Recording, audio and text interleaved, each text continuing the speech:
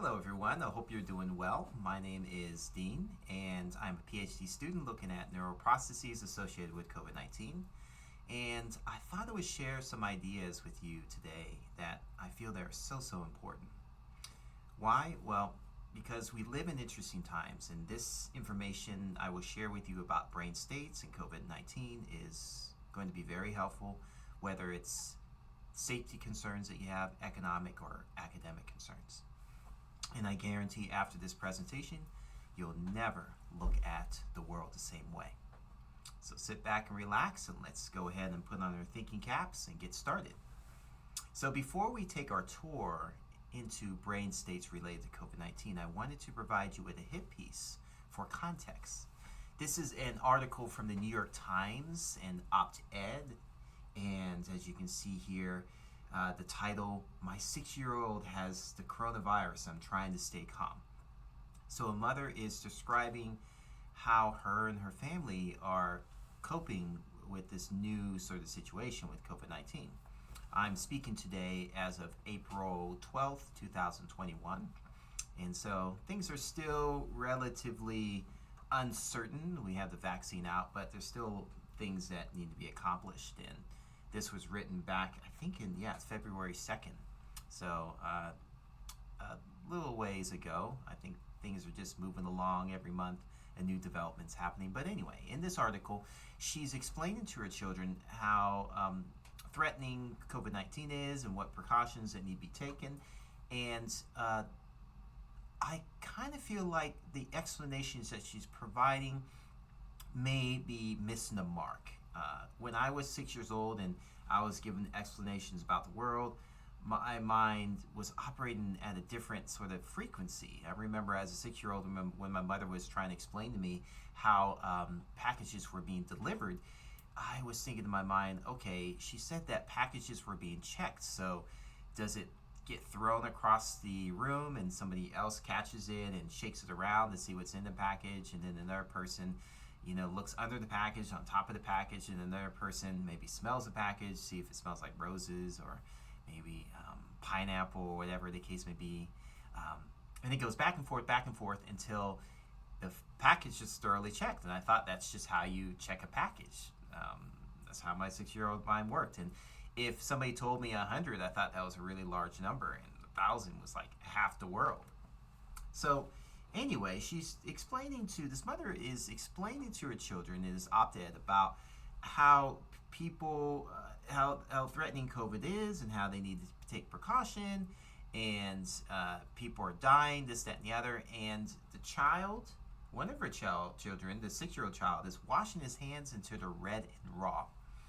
And so there's a lot to be said about that. And so I'm not thinking that perhaps that maybe the explanation's missing the mark or whatever the case may be. I'm not going to go into that conversation, but what I would like to do is kind of focus on a certain aspect of this phenomenon that we see right now of COVID-19 and uncertainty. So I bring this up because I'm doing a project and looking at this uncertainty. We don't know what's going to happen 2 days from now, 2 months from now, or even 2 years from now. And how do we cope with things? And so my project is looking at an exaggerated version of this sort of uncertainty that we see here. And so I'm looking at exaggerated version of disgust that you find in obsessive compulsive disorder. And this became the centerpiece of my project. And I would like to do, before I get into the important findings related to this in COVID-19, I would like to dive into foundational elements of the definitions involved in obsessive compulsive disorder and disgust. So let's go ahead and do that first, and then we'll get into some information about the research and some studies and so on and so forth. So obsessive compulsive disorder, this is the definition from the Diagnostic Manual for assessing illnesses and disorders. The actual term, let me go ahead and look up the term, because this term is something that is used by psychologists and other experts out there that are diagnosing somebody with the various disorders, and in this case, we're looking at obsessive compulsive disorder. So it's diagnostics and statistical manual of mental disorders. This is what the American Psychiatric Association uses to diagnose all these various disorders, and they have a particular section that looks at describing obsessive compulsive disorder, and they describe it as an obsessive disorder, debilitating disorder, most characterized by presence of usually first obsessions and then later compulsions, and obsessions are recurring thoughts, urges, images that are experienced as intrusive. These have a heavy weight on somebody until action is done to relieve that heavy weight.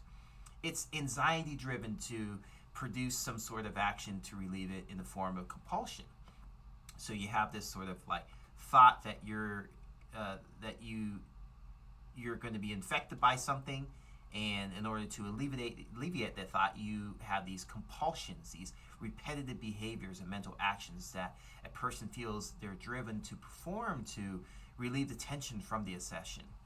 Some theorize that the aim is to relieve the feeling of distress or pressure by doing the right ritual, or, for example, performing the magic number of checks on the lock before leaving the house. Or perhaps washing your hands for a long time. We'll get into that specific detail in a bit. But I would say that just being a traveler as I am, I almost lost my passport one time, and I just remember after that situation, I do check my passport at least 2 or 3 times when I go out, when I travel. And so we're not talking about somebody who checks their locks a couple times. Obsessive compulsive disorder is a debilitating disorder where it interferes with a person's personal and professional lives, where they cannot function at work, they cannot function at home, maybe they can't maintain personal relationships, or maybe they get divorced, and so on and so forth.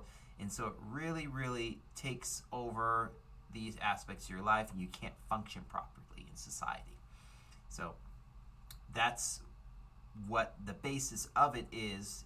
We all have more or less this to a minor degree. We have obsessions and compulsions, but it doesn't really run our lives. We're going to check things maybe once or twice, but not over and over and over again, as we see in the literature. So the problem with doing this review is there's several things, because this is a diagnostic tool that I'm using, DSM, but really when we look at the research and various different ideas that go into looking at OCD in general, a lot of people aren't using this baseline diagnostic criteria in order to assess OCD or even study it.